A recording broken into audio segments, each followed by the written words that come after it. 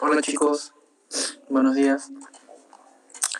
Eh, bueno, todas estas reuniones que vamos a tener en esta semana, ¿no? Que son 8 sesiones, bueno, vienen por parte organizadas por el Centro de Estudiantes de Matemática, ¿no? En esta oportunidad hemos contactado, ¿no? Con Miguel y con Luis para que nos puedan guiar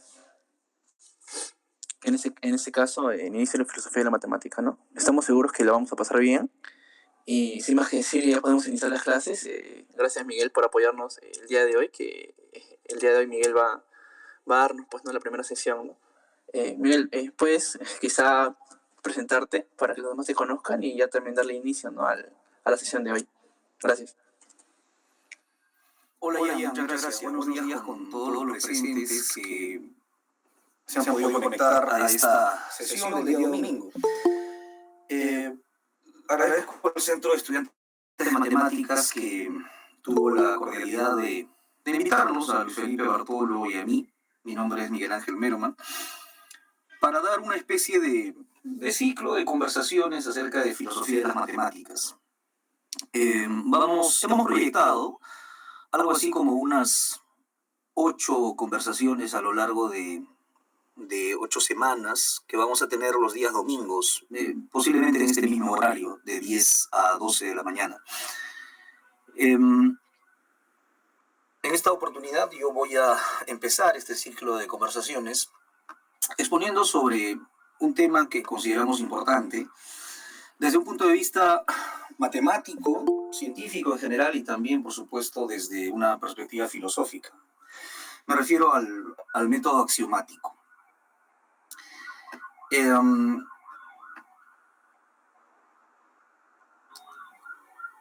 Yo soy graduado de la Universidad Nacional Mayor de San Marcos. Tengo pregrado y posgrado en filosofía, en la especialidad de epistemología, en este caso tratándose del posgrado. La exposición que voy a hacer el día de hoy, pues no pretende ser un estudio exhaustivo, riguroso de algún método axiomático en particular o de las características más, vamos a decir, exigentes del método axiomático. Debido al formato que tenemos, al tiempo del que disponemos, lo que voy a hacer es una presentación amplia, panorámica del método axiomático, su importancia histórica, su origen, su relevancia en el ámbito de la ciencia y también en el ámbito de la filosofía. Así que, pues, sobre todo para empezar, voy a utilizar en gran medida un lenguaje informal, medianamente amigable, que pretenda ser comprendido por estudiantes de distintos intereses y de distintas formaciones que están aquí presentes. Algunos son estudiantes de matemáticas, otros son estudiantes de filosofía, quizá del pregrado o del posgrado. Así que voy a tratar de usar un vocabulario que sea lo más amplio posible. Y les pido por favor que cuando haya alguna duda, alguna laguna, algún vacío, sería conveniente que pregunten. Pueden levantar la mano, por ahí hay una opción para levantar la mano y poder plantear la pregunta o de repente algún comentario. Bien, entonces, sin más preámbulo, voy a empezar con este tema del método axiomático que está pensado para discutirse en 2 sesiones, la sesión del día de hoy, domingo, y también la sesión de la próxima semana, el próximo domingo. Después, Luis Felipe se va a encargar de exponer durante 2 semanas también sobre otro asunto igualmente importante, que es el concepto de demostración. Sin embargo, en mi exposición el día de hoy yo voy a considerar algunos conceptos básicos de la demostración o por lo menos una idea intuitiva de la misma. Muy bien, entonces voy a compartir pantalla para poder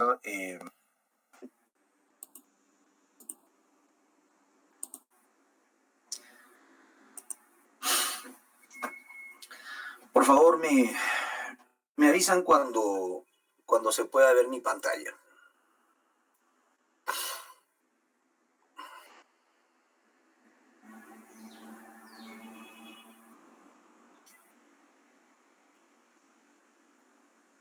Se ve una página de Wikipedia.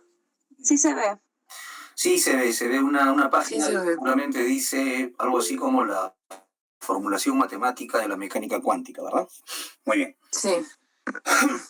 Bien. Quiero empezar esta exposición con una especie de afirmación ciertamente provocadora, tal vez controversial desde algún punto de vista, pero durante mi exposición quiero argumentar a favor de esta afirmación que voy a proponer ahora, que sería la siguiente, ¿no? El teorema de Tales, estrictamente hablando, no le pertenece a Tales. Cuando hablo de Tales me refiero a Tales de Mileto, al que se le considera el iniciador de la especulación científica y filosófica occidental. Un pensador, un filósofo del siglo VII antes de Cristo, que, pues, entre otras cosas, se dedicó a la filosofía, a la geometría, a la física. Tuvo también un interés en establecer las condiciones de vida en su sociedad, por lo que hizo las veces de legislador en su ciudad, en Mileto. Bien, Tales de Mileto es un filósofo muy destacado, un polímata, un interesado en distintos ámbitos del saber, tal como, digamos, los primeros filósofos de la tradición occidental lo fueron, entre ellos Pitágoras y muchos otros. Bien, el teorema que se atribuye a Tales de Mileto, pues tiene que ver con la proporcionalidad que se puede apreciar entre unos segmentos, ¿verdad? Ese teorema de Tales dice algo así como que si tenemos tres rectas paralelas y pues usamos dos rectas secantes, esas tres rectas paralelas y las dos secantes se cortan de manera tal que forman unos ciertos segmentos y se establece una proporción entre esos segmentos, ¿no? Bien. Lo que quiero defender ahora mismo es que el teorema de Tales no es de Tales. No quiero decir con esto que el teorema de Tales se le atribuya a algún otro filósofo o matemático de la antigüedad, tampoco quiero decir eso. De hecho, lo que quiero afirmar es que ningún contemporáneo de Tales de Mileto, estrictamente hablando, podría haber formulado el teorema de Tales, ni siquiera el mismo Tales, lo cual suena un poco extraño, ¿no? Un poco extravagante. Del mismo modo, pues podría ocurrir con Pitágoras de Samos. Aquí la cronología es importante. Miren, Tales de Mileto es un filósofo del siglo VII antes de Cristo. Pitágoras de Samos es un filósofo, matemático y polímata griego del siglo VI antes de Cristo. ¿No? Aunque es muy antiguo, pues no es tan antiguo como Tales de Mileto. Pitágoras es muy célebre también por la enunciación de este famoso teorema que establece una relación entre los cuadrados de los catetos y el cuadrado de la hipotenusa de un triángulo rectángulo. Un teorema harto conocido que ni siquiera voy a mostrar porque está presente en la conciencia de todos nosotros. Pues bien, algo semejante ocurriría en el caso de Pitágoras. El teorema de Pitágoras, estrictamente hablando, tampoco le pertenece a Pitágoras. Y no pudo pertenecerle a ningún matemático o pensador contemporáneo de Pitágoras. Me refiero a alguien que haya vivido en el siglo VI antes de Cristo. El teorema de Tales no le pertenece a Tales, el teorema de Pitágoras tampoco le pertenece a Pitágoras. Bien, el argumento sería este, miren.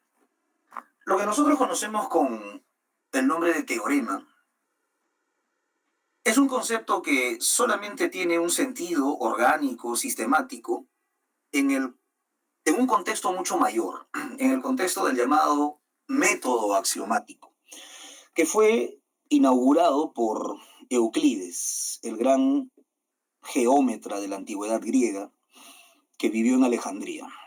Euclides, la cronología aquí sigue siendo importante, es un hombre que vivió en el siglo IV antes de Cristo.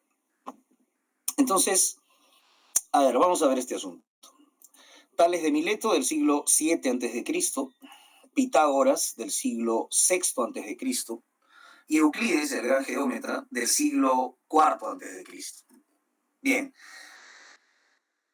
Euclides fue el primero en, digamos, organizar la geometría que lleva su nombre, la geometría euclidiana, bajo la forma de un sistema orgánico bien articulado.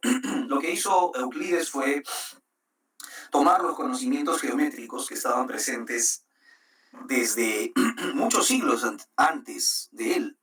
Estoy hablando de los conocimientos que tenía Tales, Pitágoras o incluso los antiguos egipcios con respecto a la medición de la Tierra.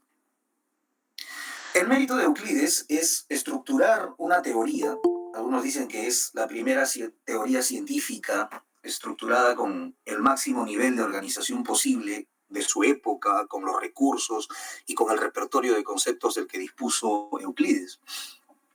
Recién en el siglo IV a.C., la geometría deja de ser un conjunto de saberes desperdigados, de relaciones geométricas entre lados de figuras, entre proporciones o entre ángulos, y se convierte en una estructura teórica, sólida, bien articulada. En la actualidad sabemos que la geometría axiomatizada por Euclides tiene varios vacíos, varias lagunas, varias imprecisiones, pero con todo, y desde una perspectiva histórica, la geometría euclidiana, formulada en términos axiomáticos, es la primera realización del llamado método axiomático. Por lo tanto, solo a partir del siglo IV a.C.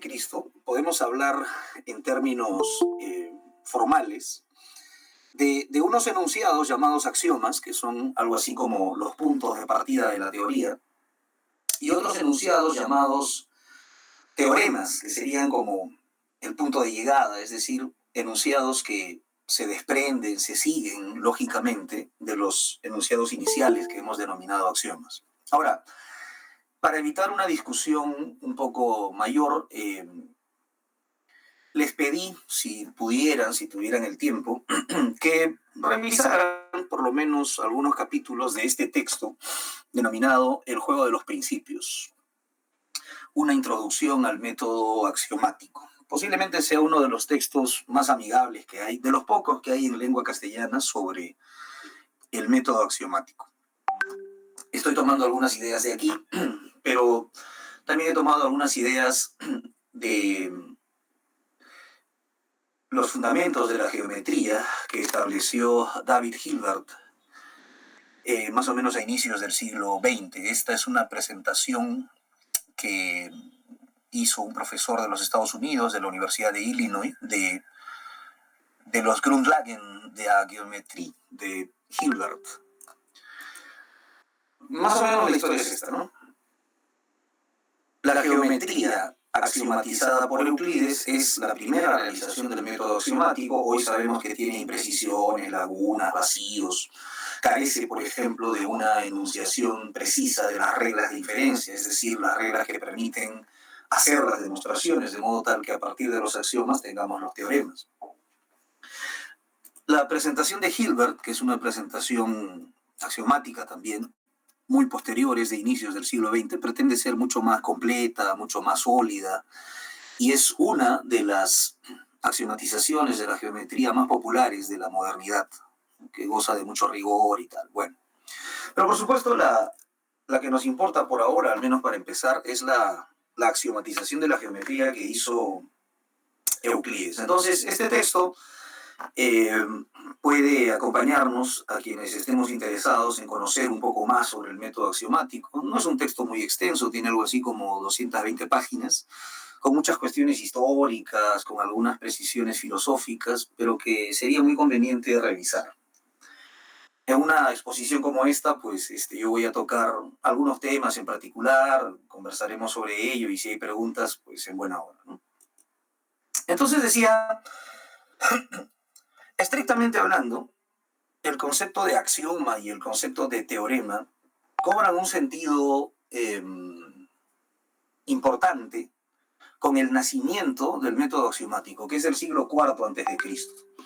¿Y qué podríamos decir entonces de las formulaciones de Tales de Mileto con respecto a la proporcionalidad de los segmentos? Lo que podríamos decir es que es una muestra de un saber que todavía no ha sido articulado. Es una afirmación de la geometría que se cumple, pero que todavía no forma parte de un sistema que se ha estructurado con el máximo estándar de rigurosidad lógica posible. Es decir, los conocimientos geométricos de Tales de Mileto eran algo así como fragmentos desperdigados de una teoría que todavía no existía. Lo mismo con Pitágoras, la relación que existe entre los catetos y la hipotenusa. Es una relación formulada matemáticamente, la conocemos, es muy elemental. Se cumple también, es un fragmento de conocimiento, pero en la época de Pitágoras no formaba parte de una teoría bien establecida que se haya construido de manera sólida sobre la base de unos principios denominados axiomas y de otras afirmaciones que se desprenden o se deducen de esos principios, me refiero a los teoremas. Entonces, el mérito de Euclides consiste precisamente en darle el estatus de ciencia a la geometría por medio de la introducción del método axiomático. Quienes hayan revisado algo del libro habrán visto que la geometría euclidiana es la primera realización del método axiomático y además es una axiomática material que debe distinguirse de la axiomática formal, que es lo que caracteriza a los sistemas matemáticos que se han organizado en ese nivel, pero en la era moderna. La axiomática de Euclides es una axiomática material, pretende referirse al espacio físico y durante mucho tiempo fue la única teoría disponible para referirse al espacio físico. Bueno. Bien, entonces, debo hacer una aclaración también. Euclides distinguía entre postulados y axiomas, por una parte, para establecer lo que podríamos llamar los puntos de partida de su teoría. Sin embargo, de manera contemporánea, esa distinción pues, se ha difuminado un poco, así que en general ahora hablamos de axiomas para referirnos a todo aquello que sea algo así como lo fundamental de la teoría, ¿no? Por ejemplo, aquí tenemos esta entrada que dice elementos de Euclides.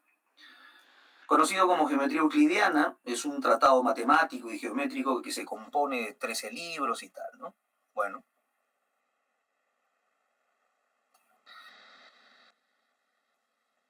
Bien, esta obra, que organizó el conocimiento geométrico de su tiempo de manera sólida, fue muy influyente.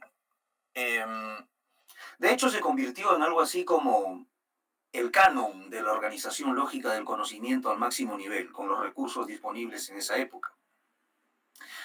Los historiadores dicen que Elementos de Euclides es solo después de la Biblia el texto de mayor edición en la historia occidental.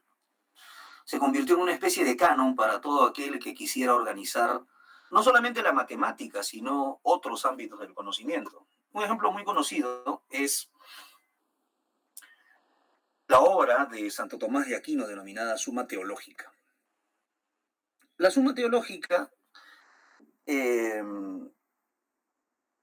una obra filosófica que está estructurada siguiendo la usanza de la geometría euclídea. Tiene algo así como principios fundamentales, que informalmente podríamos llamar axiomas, y tiene algo así como teoremas. En este caso, el contenido de todas estas afirmaciones tiene que ver con la salvación del alma, la inmortalidad de Dios, es decir, con cuestiones teológicas, ¿no? Pero la estructura, pues, se asemeja, imita, emula a lo que hizo Euclides con elementos. Voy a ponerle solamente un ejemplo, miren. Aquí en la Suma Teológica hay un concepto importante, que es este de aquí, el axioma peripatético, por alusión a la escuela peripatética aristotélica, ¿no? Bueno, el axioma peripatético es un enunciado. Esto es lo primero que tenemos que saber. Los axiomas y los teoremas son enunciados. Los axiomas son los enunciados fundamentales, los puntos de partida, el input, si se quiere. mientras que los teoremas también son enunciados, pero son enunciados cuya verdad depende de los axiomas. La idea es que, como los teoremas se deducen de los axiomas, como son una consecuencia lógica de los axiomas, la verdad de los teoremas depende de la verdad de los axiomas. Pero tanto axiomas como teoremas son enunciados. Pues bien, el axioma peripatético, uno de los axiomas que se considera en la suma teológica, pues es esta afirmación que todos los que hemos estudiado filosofía conocemos, ¿no? Dice algo así como, nada hay en el intelecto que antes no haya estado en los sentidos, ¿no? Digamos que todo nuestro contenido mental está ahí precisamente porque ha pasado primero por los sentidos. El llamado axioma peripatético. La modernidad después ha retomado esta idea con los filósofos empiristas, ¿no? Como John Locke, por ejemplo. Bien. Ahora, esto nos interesa desde un punto de vista teológico, ¿no? No podemos poner al margen esa discusión. Lo que quiero mostrar es lo siguiente, ¿no? Que Tomás de Aquino adoptó ese principio, esto que vamos a llamar una especie de axioma de la teología, como el punto de partida para extraer otras afirmaciones que son algo así como consecuencias lógicas de este axioma. Tomás de Aquino tomó este principio de la filosofía aristotélica y a partir de ello empezó a razonar de la siguiente manera, ¿no? Aquino argumentó, que la existencia de Dios se puede probar. Miren, esta palabra es clave aquí, ¿no? El concepto de prueba o demostración. Dentro de 2 semanas, Luis Felipe Bartolo va a disertar acerca de la demostración, que es un concepto sumamente interesante que habría que precisar con mayor detalle. Por ahora yo voy a usar una noción bastante informal de demostración, consistente en el proceso, el procedimiento de extraer la verdad de una afirmación a partir de otra. Bueno, Tomás de Aquino argumenta, sostiene que la existencia de Dios se puede probar, o sea, se puede demostrar razonando a partir de los datos sensoriales, ¿no? O sea, este enunciado fundamental sería algo así como el axioma teológico, y la existencia de Dios, es decir, el enunciado que dice que Dios existe, sería algo así como el teorema teológico. Y en medio lo que tenemos es un proceso de razonamiento, ¿no? Que extrae la verdad de ese teorema teológico, en este caso, a partir de la verdad de este axioma. De hecho, Tomás de Aquino, en este texto muy interesante llamado La Suma Teológica, establece algo así como las 5 vías para demostrar la existencia racional. Lo que pretende Tomás de Aquino, desde una perspectiva filosófica, es argumentar a favor de la existencia de Dios, pero no solamente desde una perspectiva, vamos a decir, vinculada con la fe, ¿no? Digamos que lo que dice Tomás es que podemos tener acceso a la existencia de Dios, podemos saber de Dios a través del conocimiento, a través del razonamiento. Y esta obra enorme, fundamental, llamada Suma Teológica, tiene ese propósito, ¿no? Aquí solamente he mostrado este ejemplo, a partir del axioma peripatético, a través de un razonamiento, siguiendo la usanza de la geometría, pues demostrar la existencia de Dios. Bueno, pero este no es el único ejemplo, ¿no? La obra de Euclides, me refiero a Elementos, ¿cierto? Me refiero a esta obra, ha sido tan influyente que también ha servido como modelo para formular algunos sistemas filosóficos importantes, como por ejemplo la ética de Baruch Spinoza, al que se le conoce como uno de los filósofos modernos más importantes, ¿no? Algunos lo clasifican dentro del racionalismo y lo ponen junto a Descartes y Leibniz. Bueno, de hecho, el título mismo de la obra de Spinoza es bastante prometedor, ¿no? Dice, ética, ordine geométrico demonstrata. Fíjense que este no es un tratado de matemáticas, ¿no? Tampoco es un tratado de teología propiamente, es un tratado filosófico, ¿no?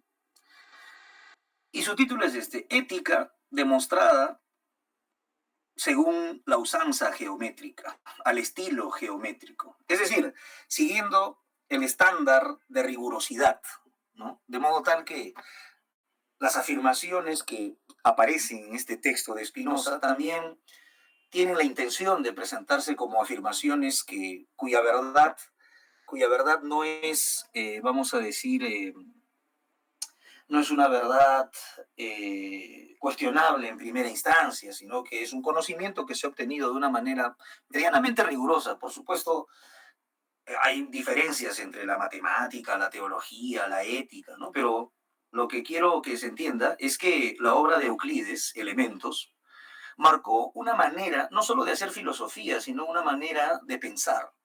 Es decir, introdujo un ethos al momento de producir conocimiento en cualquiera de los ámbitos, ¿no? Este es el título de la obra de Spinoza, Ethica Ordine Geometrico Demonstrata. Es un tratado filosófico, está escrito en latín, y pues tiene la estructura de elementos de Euclides, ¿no? Es más, aquí hay una descripción que así lo dice. La ética de Spinoza es posiblemente el intento más ambicioso de aplicar el método euclidiano en la filosofía. Spinoza estableció un pequeño número de definiciones y axiomas, es decir, los enunciados fundamentales de su teoría, a partir de los cuales deriva, deduce, infiere cientos de proposiciones y corolarios. Bueno, entonces, la obra de Euclides es gigantesca al menos por dos razones. Uno, porque es la primera realización del método axiomático que le ha concedido a la geometría el estatus de una ciencia auténtica, pero también ha sido una obra muy influyente que pues ha tenido impacto en la teología, ha tenido impacto en la ciencia empírica. De hecho, hay intentos en la ciencia empírica de axiomatizar las teorías, ¿no? Yo empecé por aquí mostrando esta entrada, ¿no? Que dice algo así como la formulación matemática de la mecánica cuántica. Ocurre que pues, a un grupo de investigadores se le ha ocurrido organizar la mecánica cuántica, la mecánica del mundo microfísico, al máximo nivel, con el mayor estándar, con el mayor grado de rigurosidad, y establecer algo así como unos axiomas o postulados de la mecánica cuántica, ¿no? Bueno, repito que por una cuestión didáctica voy a usar postulado y axioma como expresiones sinónimas. Históricamente hablando hay una distinción, ¿no? De Euclides hablaba de postulados para un cierto tipo de afirmaciones y de axiomas para otro tipo de afirmaciones que gozaban de mayor generalidad, pero por ahora esa distinción no es muy importante, ¿no? Muy bien, entonces, aquí en esta pizarra improvisada tengo dos fórmulas, ¿no? Dos fórmulas. Ahora, examinemos la primera, ¿no?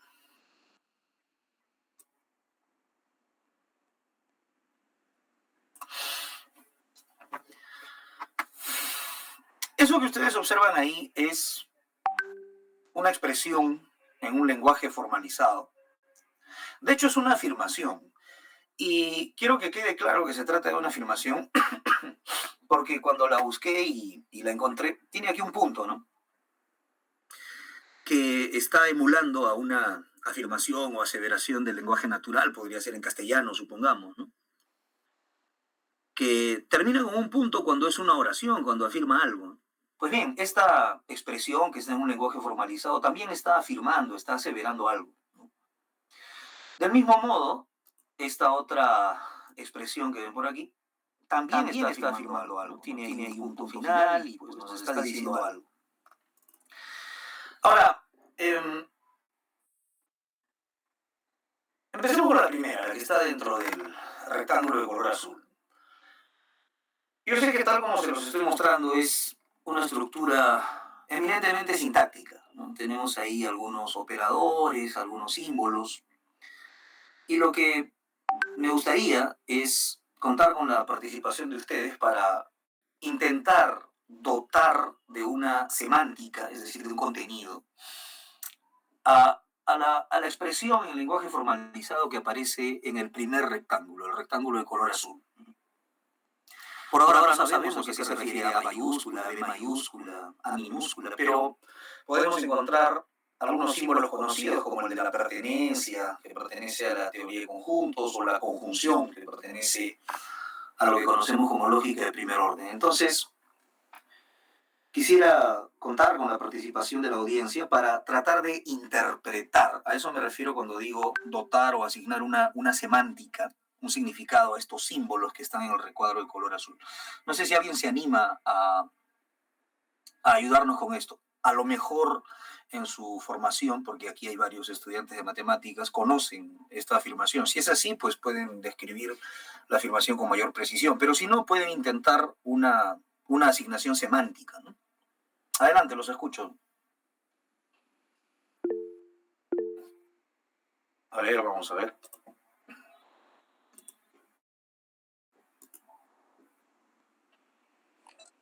Sí, aún justo estaba hablando Miguel Ala. ¿Puedes Adelante, poner adelante. la imagen? ¿Puedes ponerlo de nuevo? No, no la veo ahorita. Sí, claro, ahí voy a poner la imagen. Ya, bueno, yo entendería, bueno, no sé si es correcta, pero el A y el B lo tomaría como un conjunto, quizá. Entonces sería como que, bueno, de la mayúscula y B mayúscula, ¿no? Sería que para todo A y para todo B existe un A minúscula, ¿no? Que sería como que el elemento del conjunto en ese caso. Tal que el conjunto A pertenece a una A y el conjunto B le pertenece a otro A, pues, ¿no? Pero en estas A son minúsculas. No sé si lo dije bien, la verdad. Bueno, una interpretación posible, como la que propone Jan, es que las letras A y B mayúsculas pueden referirse a conjuntos. Y en ese caso, lo que estamos diciendo aquí es que para todo par de conjuntos A y B, existe al menos un A minúscula, ¿no? Ahora, ¿qué sería la minúscula?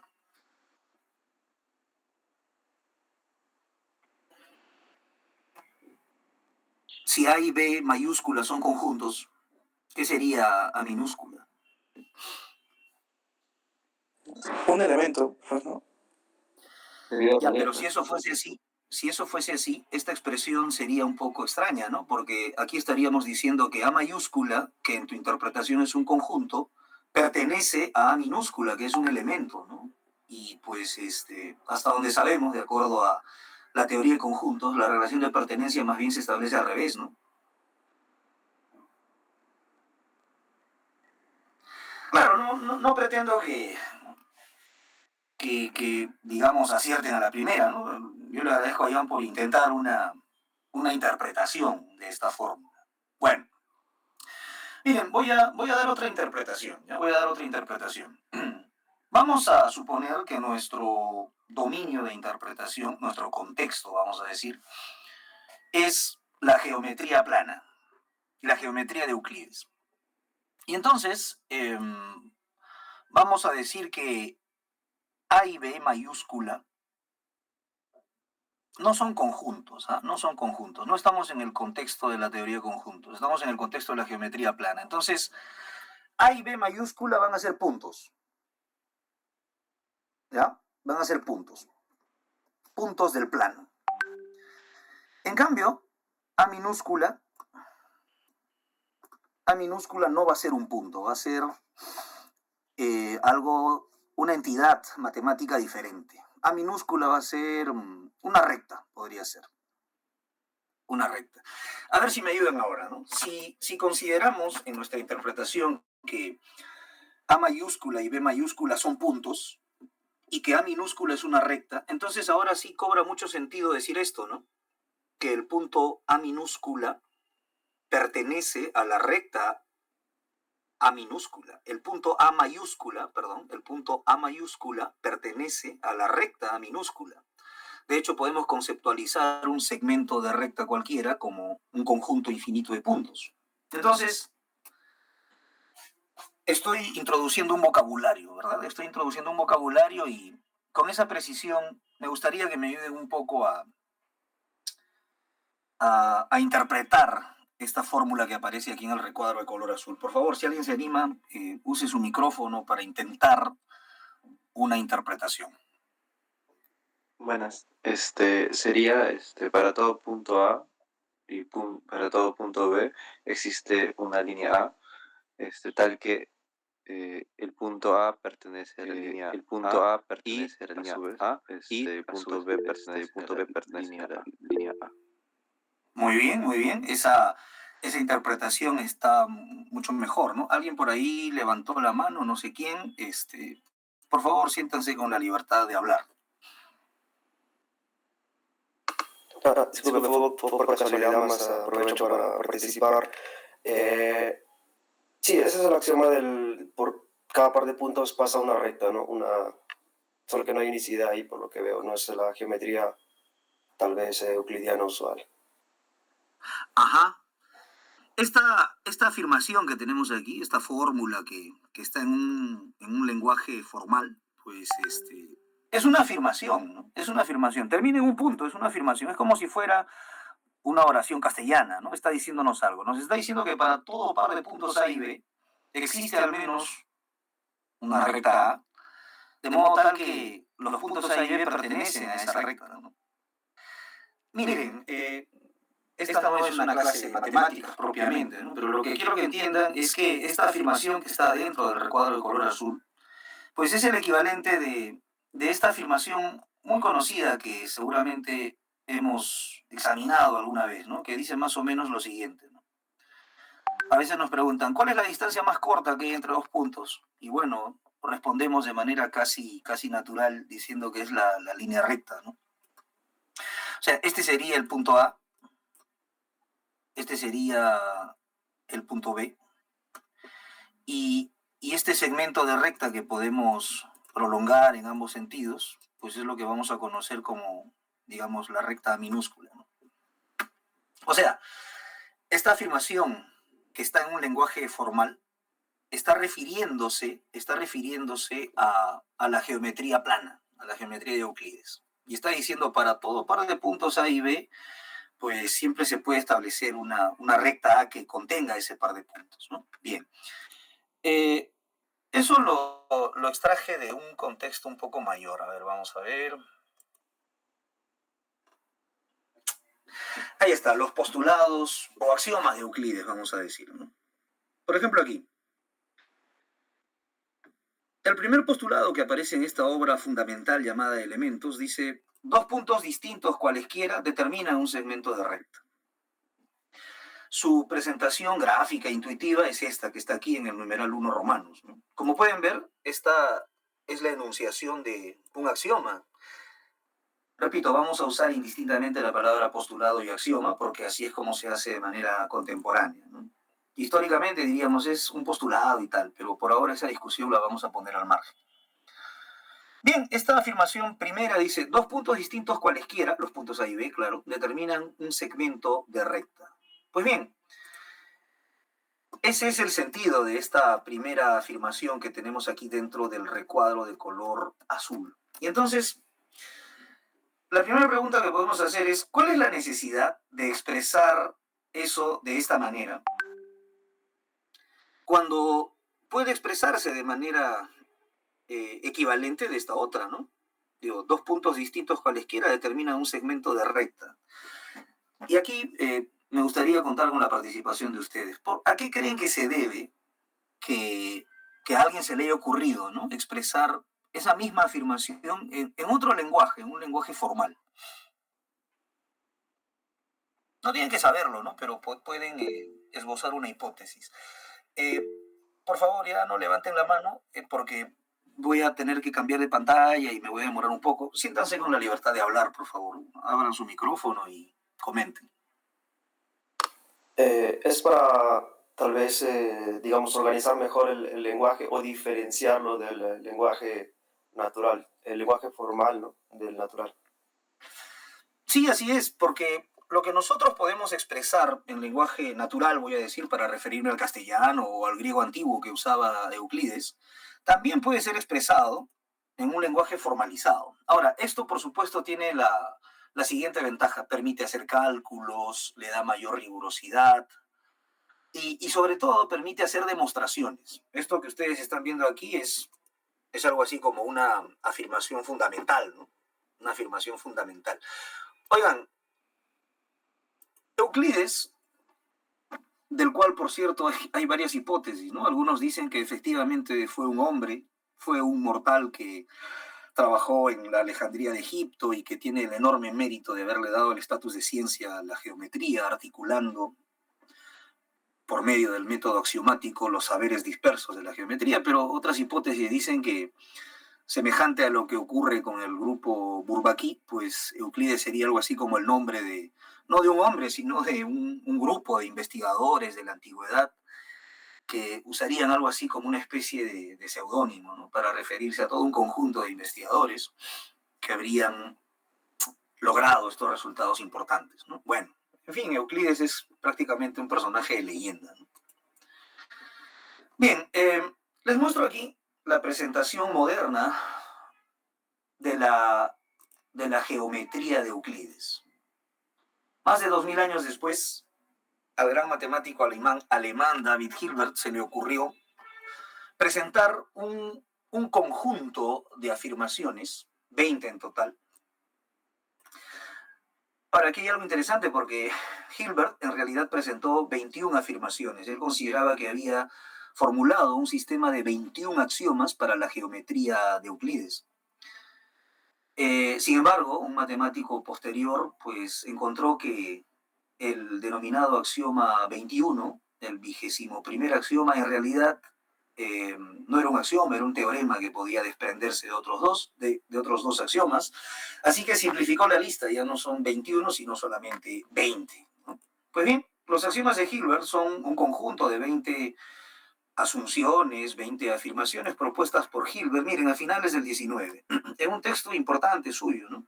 Llamado Grundlagen der Geometrie, que se ha traducido como los fundamentos de la geometría. Y es el tratamiento moderno de la geometría euclídea. Ahora, algo interesante que vale la pena considerar es que también hay otras axiomatizaciones, miren. Por ejemplo, la axiomatización de Tarski o la de Birkhoff. Ahora, esto es importante por la siguiente razón. La tradición matemática y filosófica occidental consideró como por 2 milenios que la axiomatización que había hecho Euclides no solamente era una hazaña del pensamiento humano, sino que también era la única presentación posible de una descripción del espacio real. De hecho, hasta el siglo XIX se decía que era algo así como la geometría verdadera. La llamaban así porque se presumía que la geometría de Euclides era la descripción real, fidedigna del espacio real. Sin embargo, eso cambió en el siglo XIX cuando surgieron geometrías alternativas. Los curiosos y quienes han estudiado este asunto deben saber que las geometrías alternativas, como por ejemplo la de Janos Bolja y la de Lobachevsky o la de Riemann, son geometrías posibles que se construyeron teóricamente a partir del cuestionamiento de uno de los axiomas que propuso Euclides, ¿no? Es históricamente bastante conocido este asunto. No sé si alguno de ustedes lo conoce. Por favor, ya no levanten la mano, siéntanse con la libertad de expresarse usando su micrófono. ¿Cuál de los axiomas o postulados de Euclides es el que, después de cuestionarse, dio lugar a las llamadas geometrías no euclidianas? Sí, creo que el quinto postulado, ¿no?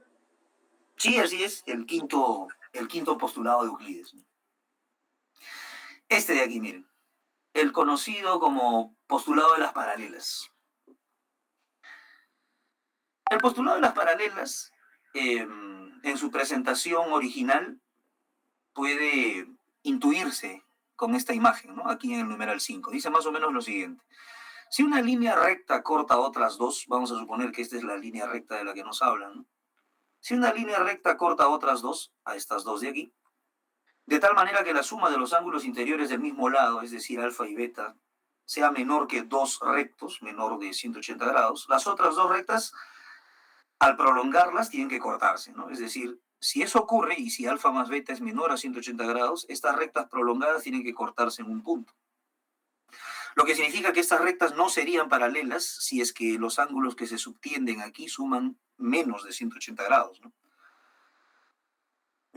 ¿En qué caso serían paralelas? Bueno, si alfa más beta sumara 80 grados. Ya.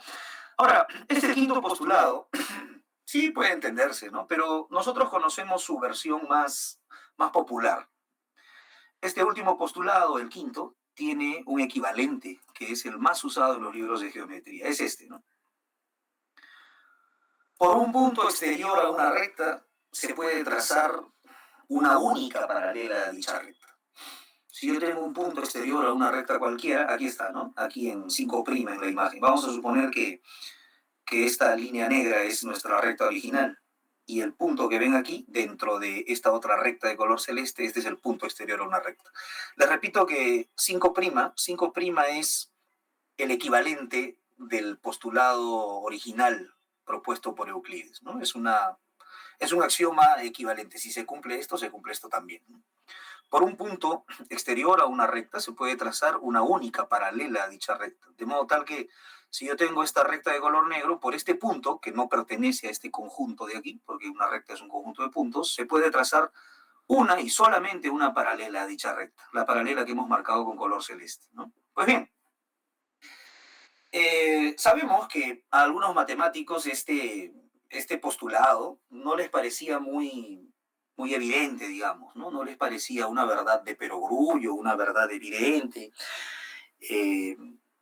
Y pues empezaron a cuestionar ese postulado, ¿no?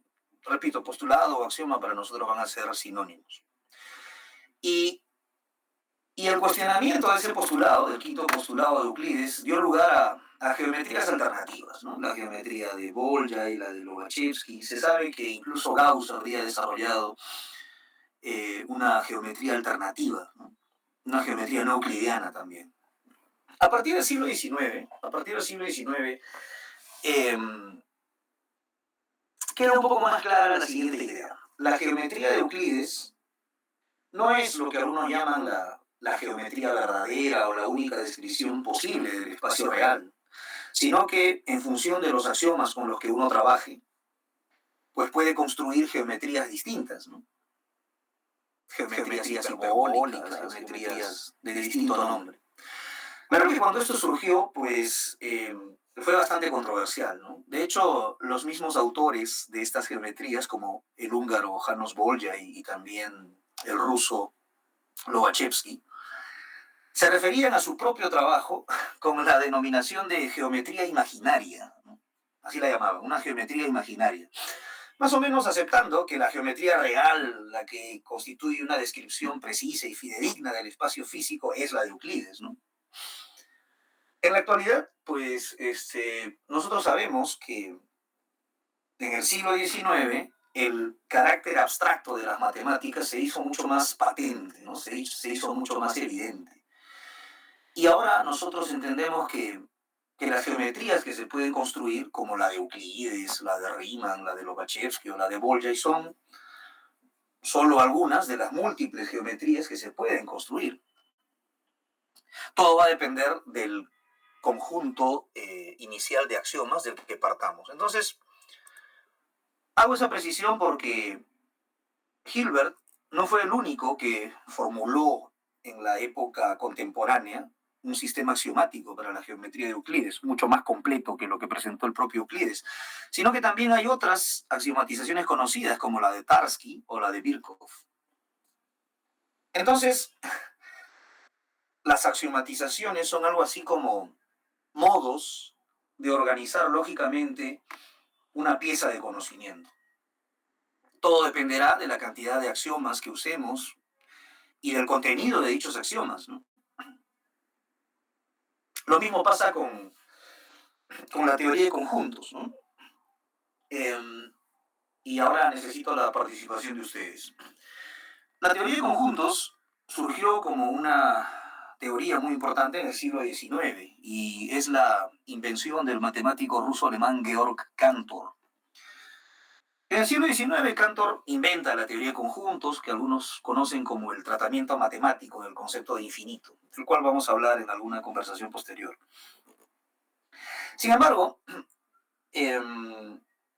Cantor formuló su teoría de conjuntos, en un nivel que ahora se conoce como naive set theory, y que al castellano pues hemos traducido como teoría intuitiva de conjuntos. Algunos usan la palabra ingenua, ¿no? Naive, teoría ingenua de conjuntos, aunque creo que sería un poco más apropiado decir que es una teoría intuitiva de conjuntos.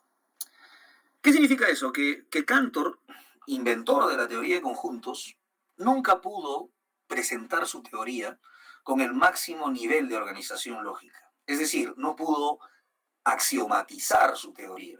Cantor se murió y algunas décadas después, recién en el siglo XX, se pudo presentar la teoría de conjuntos, pero ya no en un nivel intuitivo, ¿no? Es decir, ya no en un nivel naive, así se llama, ¿no? Así voy a googlear por aquí. Naive set theory, ¿no? Uh-huh. Ahora, cuando nosotros aprendemos teoría de conjuntos, lo más probable es que nos enseñen esta teoría, naive set theory, es decir, la teoría intuitiva de conjuntos, con algunas modificaciones de lo que hizo Cantor, cambiando alguna notación. Muy bien. El problema es que esta teoría intuitiva de conjuntos, si bien fue muy importante y algunos consideraron incluso que era la base del edificio entero de las matemáticas, dio lugar a algunas paradojas, de las que vamos a hablar cuando conversemos sobre el asunto del infinito. La paradoja de Cantor, la paradoja de Russell, entre muchas otras.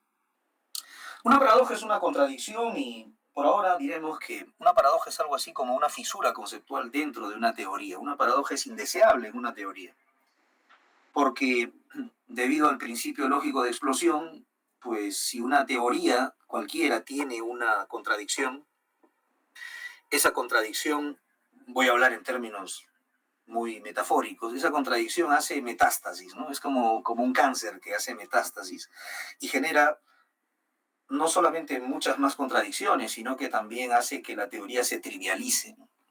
Entonces, la dificultad que encontró Cantor es que había paradojas en su teoría, fisuras conceptuales en su teoría. Cantor se murió y no pudo formalizar su teoría utilizando el método axiomático. Eso ocurrió después y ahora nosotros tenemos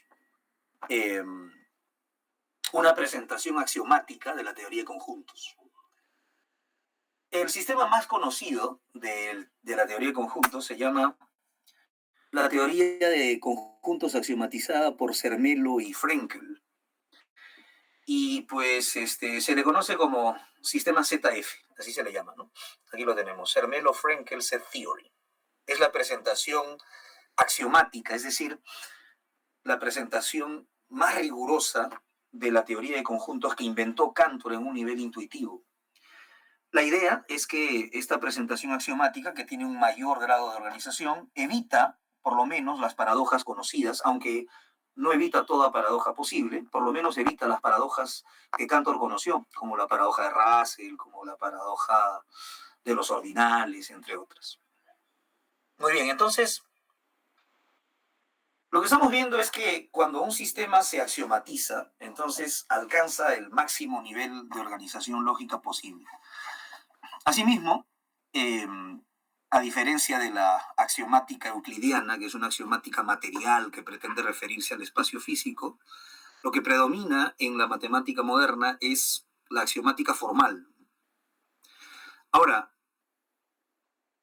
esta axiomática formal hace posible distintas formas de organizar la teoría. Por ejemplo, este sistema, el sistema de Zermelo-Frenkel, es el más conocido, ¿no? Pero no es el único. Tengo entendido que von Neumann, Quine, entre otros, elaboraron su propia versión axiomática de la teoría de conjuntos, ¿no? el gran matemático y lógico alemán Frege también estaba intentando algo parecido hasta que encontró un problema en su teoría. Bueno, no lo encontró él, lo encontró Russell, ¿no? Y abandonó el proyecto, en fin. Este no es la única presentación axiomática posible de set theory, es decir, de la teoría de conjuntos. Bueno, es una de las que hay, ¿no? Pero también, además del sistema ZF, que es el más popular, seguramente los estudiantes de matemática lo conocen, el sistema ZF, hay otros sistemas como, por ejemplo, el sistema NBG, que es el sistema de von Neumann, Bernays y Gödel, ¿no? Y así. Entonces, lo que estamos viendo es que la axiomatización pretende rigorizar el conocimiento. No solo el conocimiento matemático, ¿eh? Porque sepan ustedes que también hay ciencias empíricas en las que ha habido intentos de axiomatización. Por ejemplo, lo que les muestro por aquí, ¿no? La formulación matemática de la mecánica cuántica. Bien, vamos a hablar de eso brevemente. Por ahora, volvamos a nuestra imagen. Esta primera afirmación, que está en un lenguaje formalizado, pertenece a la presentación axiomática de la geometría de Euclides. El mismo Euclides no formuló su axioma de esta manera porque no conocía el lenguaje moderno, el empleo de los cuantificadores, ¿no? La teoría de conjuntos. Esta es una hazaña intelectual de Hilbert. Podemos verla por aquí. A ver, vamos a ver. Lo he tomado de aquí, ¿no? Vamos a ver.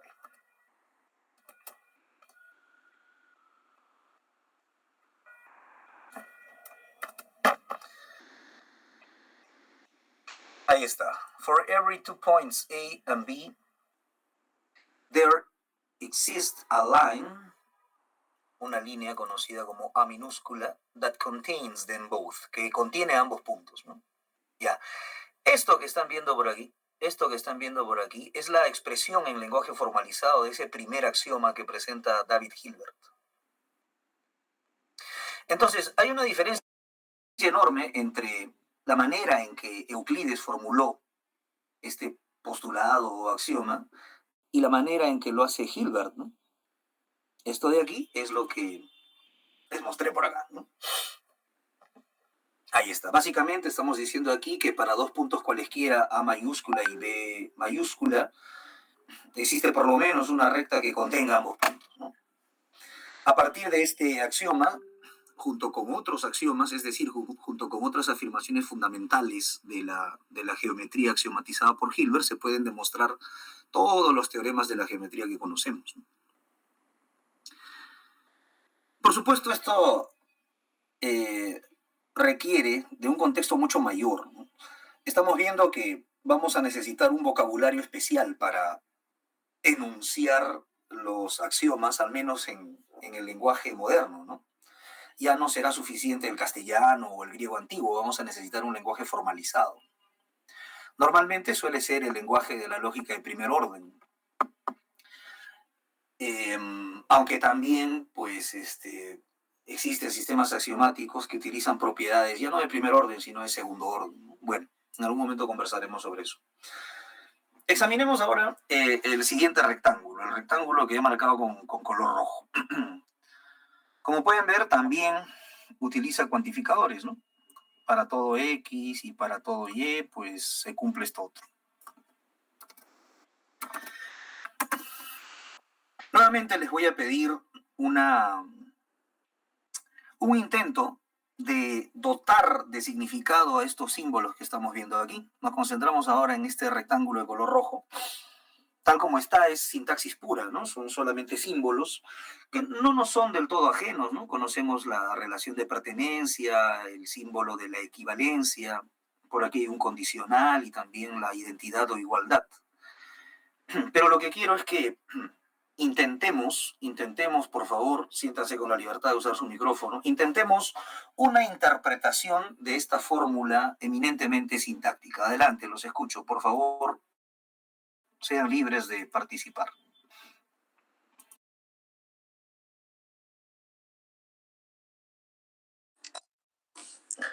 Sí, bueno, sería que para todo X y para todo Y se cumple que para todo Z, el Z pertenece al X, sí, solo si el Z pertenece a Y, entonces X es igual a Y. Bueno, es lo único que entiendo, ¿no?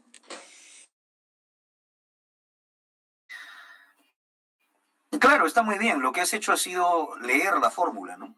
Pero tu lectura de la fórmula sigue estando en el nivel de la sintaxis pura. Lo que estoy pidiendo es una interpretación. Es decir, en, en un ámbito un poco más especializado, esto se conoce como teoría de modelos, ¿no? Pero, bueno, sin entrar en eso, en otras palabras, ¿a qué se refieren X, Y y Z? ¿Qué tipo de entidades son y qué clase de afirmación estamos haciendo? ¿Serán puntos? ¿Serán vectores? ¿Serán tensores? ¿Serán planos? Por supuesto, no pido que acierten de inmediato, ¿no? Pero pueden intentar una interpretación. Adelante, los escucho.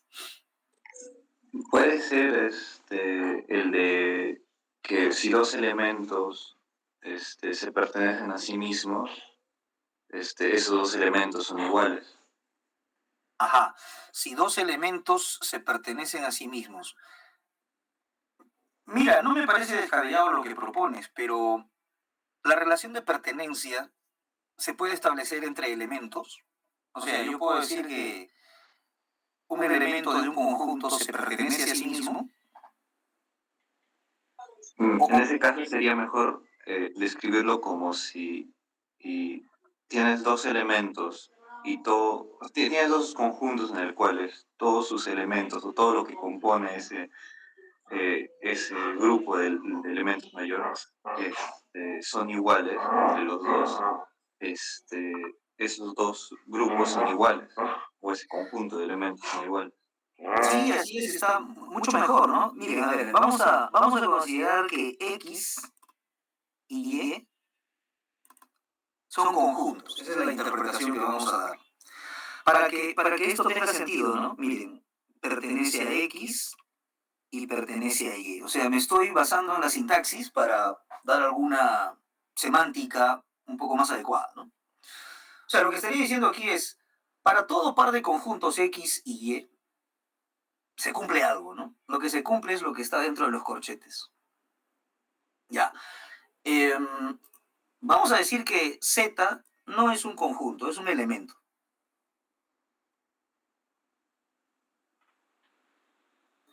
Para todo par de conjuntos X y Y, se cumple esta propiedad. Si ocurre esto primero, que está en el antecedente, porque claramente aquí tenemos un condicional, ¿no? Para todo par de conjuntos X y Y, si se cumple lo que está en el antecedente, entonces tiene que cumplirse lo que está en el consecuente. Esta es una afirmación de tipo condicional, ¿no? Digamos, en lenguaje natural, pues yo podría formular cualquier afirmación condicional. Podría decir, si yo me ganara la tinca, entonces viajaría, qué sé yo, al espacio exterior en uno de esos viajes que algún día serán posibles, ¿no? Bien, esta también es una afirmación condicional, ¿no? Con esta aclaración, ¿alguien reconoce este axioma? Es un axioma, es una afirmación y no es una afirmación cualquiera. Es un axioma de la teoría de conjuntos. Y yo estoy seguro que todos ustedes lo conocen. Adelante. Conocido como el axioma de igualdad, ¿no? Un colega respondió ahí. También se conoce como axioma de extensión, creo. O de extensibilidad. Ajá. En lenguaje muy informal, digamos, en palabras elementales que cualquier persona que ha terminado la secundaria podría entender, ¿qué dice? Que si dos conjuntos comparten los mismos elementos, son iguales, ¿no? Correcto. Así es. Eso que su compañero ha formulado en lenguaje natural es la traducción, ¿no?, de esta fórmula que vemos aquí, que es sintaxis pura, pero a la cual le estamos asignando una interpretación determinada. Para todo X y para todo Y, X y Y son conjuntos. Si esos conjuntos tienen exactamente los mismos elementos, es decir, si se cumple que cualquier Z que pertenezca a X, digamos, también eso significa, ¿no?, que ese Z pertenece a Y. Si se cumple eso, en otras palabras, si decir que Z pertenece a X equivale a decir que Z pertenece a Y eso cumple para todo Z, Z es un elemento, entonces la conclusión es que esos dos conjuntos son iguales, ¿no? Así es. Esto que estoy poniendo por aquí, sí, es un axioma. Uh-huh. Y no es cualquier axioma, miren. A ver, vamos a ver. Uh-huh. Vamos a revisar por aquí. Lo que les decía hace un rato, ¿no? Vamos a hablar brevemente de este sistema, ¿no? El sistema ZF, que como hemos visto es el sistema de Zermelo-Fraenkel, una de las axiomatizaciones más conocidas, la que goza de mayor popularidad entre los matemáticos contemporáneos. ¿Qué es el sistema Zermelo-Fraenkel? Es la versión axiomática de la teoría de conjuntos que inventó Cantor. Pues bien, listamos a continuación los axiomas de Zermelo-Fraenkel. En este texto, que pertenece al nivel divulgativo, el primer axioma se formula de esta manera. Dos conjuntos son iguales si tienen exactamente los mismos miembros o elementos, ¿no? Así es. Dos conjuntos son iguales si tienen exactamente los mismos miembros. Ajá. Eso es lo que estoy diciendo acá, miren. Los conjuntos en cuestión serían el conjunto X y el conjunto Y. Esos conjuntos son iguales, X es igual a Y, si es que se cumple esto, ¿no? Si es que tienen los mismos elementos, Z en este caso es elemento de X, y decir que Z pertenece a X equivale a decir que Z pertenece a Y. Si comparten los mismos miembros, los mismos elementos, entonces decimos que esos conjuntos son iguales. Muy bien. Por supuesto, esta es la presentación informal de ese primer axioma, ¿no?, del axioma de Zermelo-Fraenkel. Ahí está. Del primer axioma del sistema ZF. Este es otro axioma, miren. En este axioma se está declarando la existencia del conjunto vacío. Estamos más o menos por decreto, ¿no? Estamos diciendo que existe el conjunto vacío. A ver, yo estoy seguro de que sobre todo los estudiantes de matemáticas conocen el octavo axioma. Por favor, siéntanse con la libertad de usar su micrófono. Tiene un nombre muy conocido ese octavo axioma. Pueden leerlo ahí, ¿no? No está el nombre, pero creo que alguien lo conoce.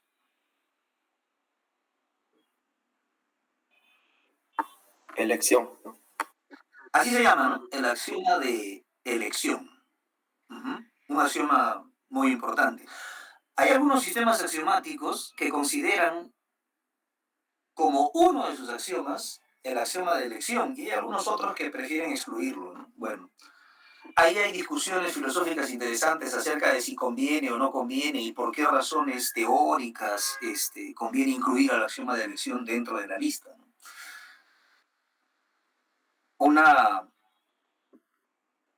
Una manera intuitiva de comprender el axioma de elección sería más o menos este, ¿no? Ahí está, dice esquema explicativo del axioma de elección. El axioma dice que si existe un conjunto 1 no vacío, un conjunto 2 no vacío, un conjunto 3 no vacío, si existen muchos conjuntos no vacíos, es decir, una familia de conjuntos, la condición es que no sean vacíos, entonces se puede formar un nuevo conjunto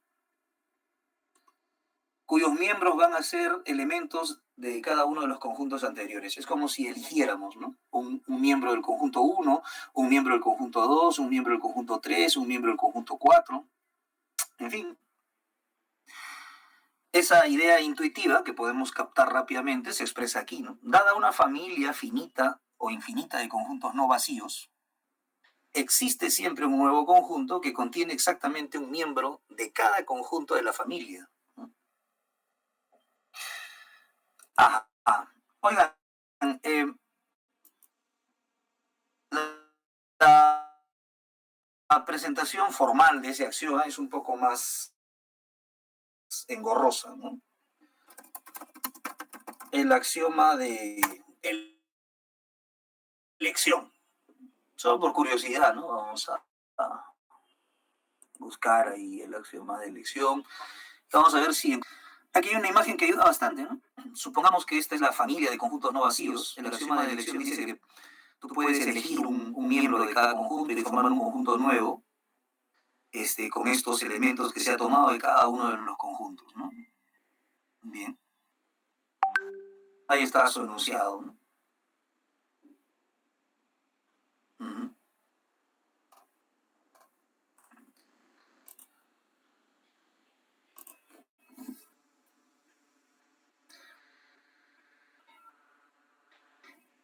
The axiom of choice.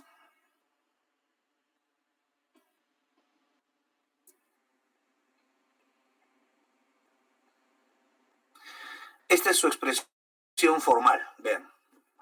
Ahí está. Para todo X, siempre y cuando el vacío no pertenezca a X, están afirmando que se trata de conjuntos no vacíos, ¿no? Ahora, esta notación de aquí está garantizando, ¿no?, la existencia de que hay un nuevo conjunto que podemos formar tomando un elemento de cada uno de esos conjuntos de la familia de conjuntos.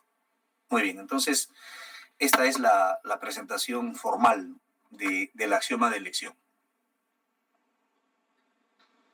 Muy bien, entonces ahora veamos esto. Este rectángulo de color rojo sí es un axioma sencillo, ¿no? Es el axioma que habla de la igualdad de los conjuntos. Uh-huh. A ver, eso lo tomé de acá. Si es de la igualdad de los conjuntos, a ver, debe ser, seguramente lo tomé de acá, del sistema de Zermelo-Fraenkel, ¿no? Uh-huh. Vamos a ver, este es el sistema ZF.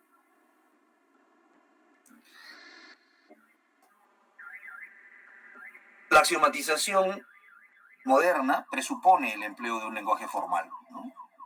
Normalmente puede ser una teoría de primer orden, ¿no?, como la lógica de primer orden. Uh-huh. Requiere una cierta simbología, un vocabulario, metavariables, en fin. Y aquí vamos a ver este primer axioma, ¿no? Este es el que les mostré aquí en mi improvisada pizarra. Ahí está. Para todo X y para todo Y, X y Y son conjuntos, se cumple esta propiedad. Estos conjuntos son iguales si es que tienen los mismos miembros, ¿no? Ahí está.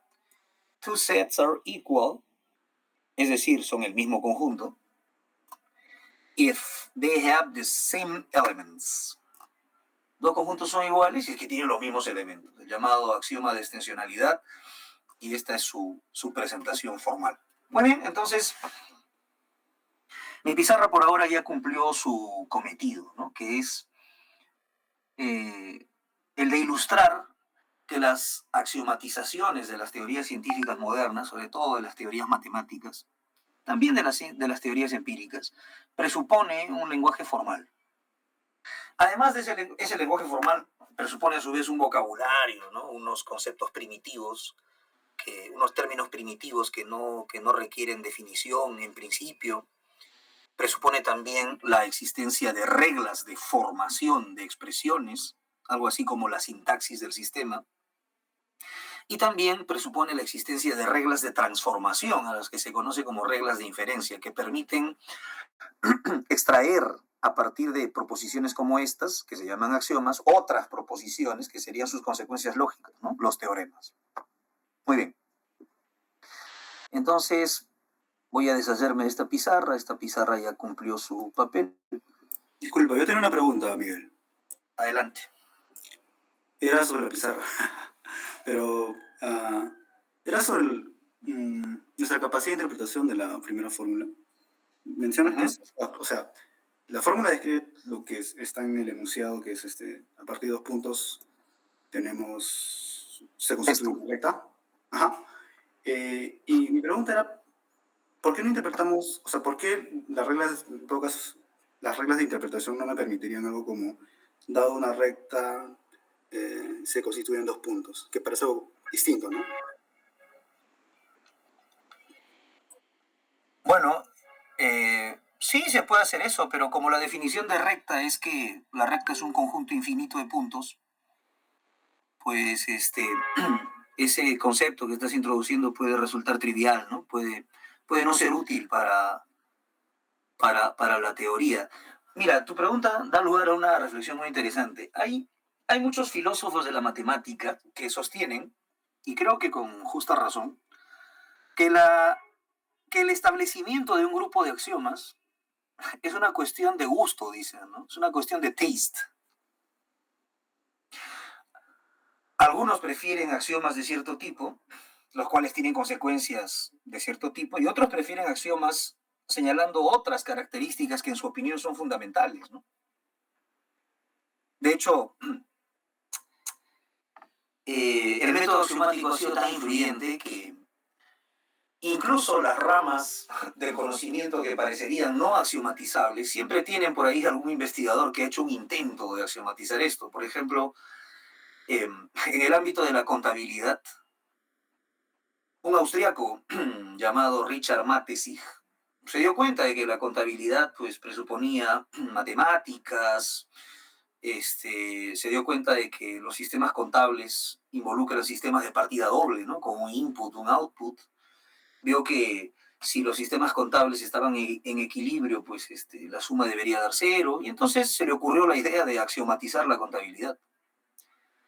Y para intentar su axiomatización, utilizó teoría de conjuntos. Teoría de conjuntos y también un álgebra de matrices. Y a partir de ese intento hubo otros que intentaron axiomatizaciones usando otras teorías, usando teoría de categorías, usando lógica de primer orden. En fin, entonces,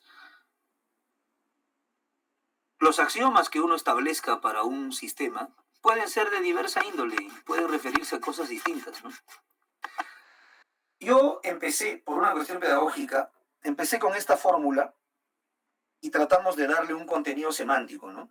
O sea, yo he hecho el sentido inverso como para ver a dónde conducía esto, ¿no? Pero por supuesto aquí lo que Hilbert hace es, miren, ¿saben qué? Mi dominio de interpretación, el contexto teórico del que hablo es la geometría plana, y tratándose de la geometría plana, pues bien, este es el primer axioma que voy a establecer. Dos puntos cualesquiera siempre pueden determinar una recta, ¿no?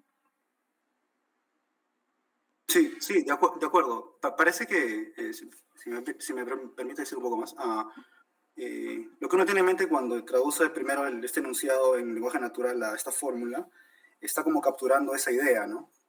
Pero cuando uno ve la fórmula, uno puede pensar que captura la otra también, que es que una recta constituye dos puntos. O sea, y ese no es como el sentido que quiere esta fórmula capturar. Y el tema como interesante que veía, creo, era como cómo nuestras reglas de interpretación nos permiten ver esa forma distinta que no tiene nada que ver con lo que esa fórmula quiere capturar, ¿no? Porque como bien dices, una recta no constituye dos puntos, pero sí dos puntos constituyen una recta. Claro, sí, efectivamente. Y se usan recursos análogos, por ejemplo, para establecer un plano, ¿no? Por ejemplo, ¿cuántos puntos crees que se requieren para establecer un plano? Es una buena pregunta. Los de matemáticas saben, ¿no? A ver, ¿qué nos digan? Me lanzo con un 4. 3 puntos. 3, ¿no? Sí, así es. Intuitivamente uno puede pensar en los vértices de un triángulo y con eso ya tenemos determinado el plano, ¿no? Y bueno, aquí se señalan en este sistema, que por cierto es el que propuso Hilbert en su Grundlagen der Geometrie, pues estos axiomas, ¿no? Como por ejemplo existe por lo menos dos puntos en una línea, por lo menos dos. Y entonces se tiene que usar este tipo de símbolos, ¿no? Para todo A existe al menos un A mayúscula y existe al menos un B mayúscula. A mayúscula y B mayúscula son los puntos, ¿no? Aquí se está declarando la existencia de por lo menos esos dos puntos. También se puede expresar de esta otra manera, ¿no? Muy bien. Algunos lo llaman también el discurso asertórico. El discurso en el que tenemos afirmaciones que eventualmente pueden ser verdaderas o falsas. Voy a poner un ejemplo de una afirmación apofántica, ¿ya? De una afirmación apofántica. Por ejemplo, ahora mismo estoy viendo la cantidad de participantes que hay en esta sesión de Meet y veo el número 31. Entonces yo puedo decir ahora mismo, mira, ¿sabes qué? Pues aquí tenemos 31 participantes en esta sesión de Meet. Esa afirmación pertenece al discurso apofántico, ya que puede calificarse como verdadera o falsa, ¿no? Vamos a suponer que en estos momentos 5 personas, o vamos a suponer 6 personas se aburren y dicen, bueno, no me han dicho nada nuevo, así que me retiro. Indignados, abandonan la sesión y entonces ocurre que la afirmación que yo formule ya deja de ser cierta, ¿no? Porque en vez de 31 tendríamos 25 participantes, supongamos, ¿no? Como por ejemplo Franco Alexis Ríos se retiró indignado en este mismo momento, ¿no? Muy bien, somos 30. Ahí está, muchas gracias por ilustrar el ejemplo. Entonces, las afirmaciones del discurso apofántico, al gozar de aleticidad, pueden ser verdaderas o falsas, ¿no? Las afirmaciones de la ciencia empírica, en cierta medida puede decirse de ellas, que aunque buscan ser afirmaciones verdaderas, pueden ser eventualmente refutadas, ¿no? Esto nos remite no solo a la historia de la ciencia, sino también a la epistemología, a las ideas filosóficas popperianas, la refutación de las hipótesis, en fin, ¿no? Pero quien se dedica a la matemática suele decir que no se mueve dentro del dominio de lo apofántico, ¿no? Es decir, si el resultado matemático está bien establecido, entonces esa no es una afirmación apofántica, esa es una afirmación apodíctica. Apodíctica. ¿Qué significa eso? Necesariamente cierta.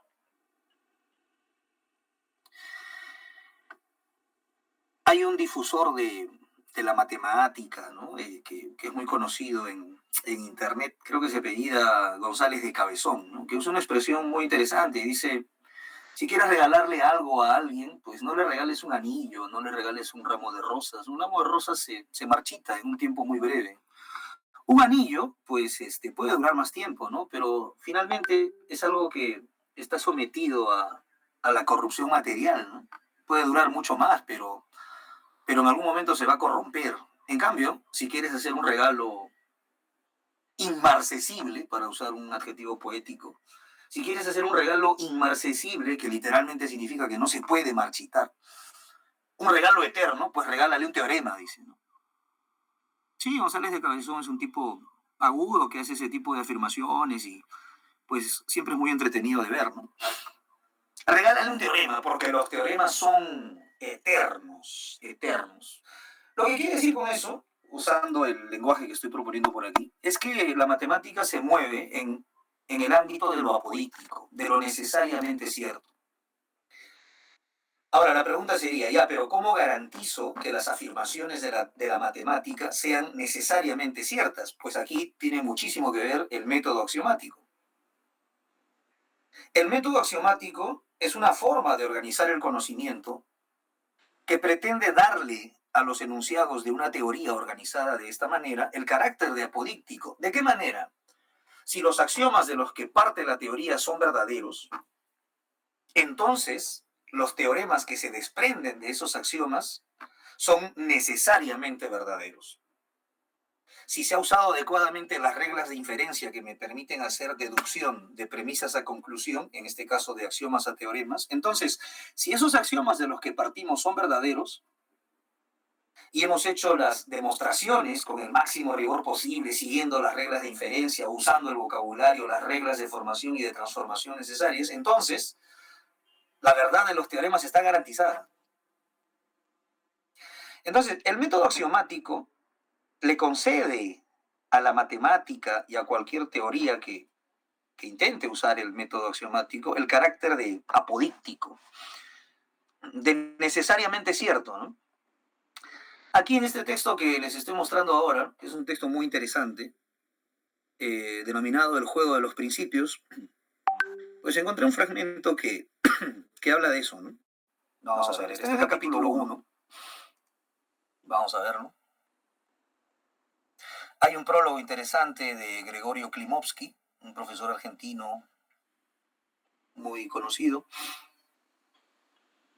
El prólogo a la primera edición, a la segunda. Y bueno, voy a buscar lo que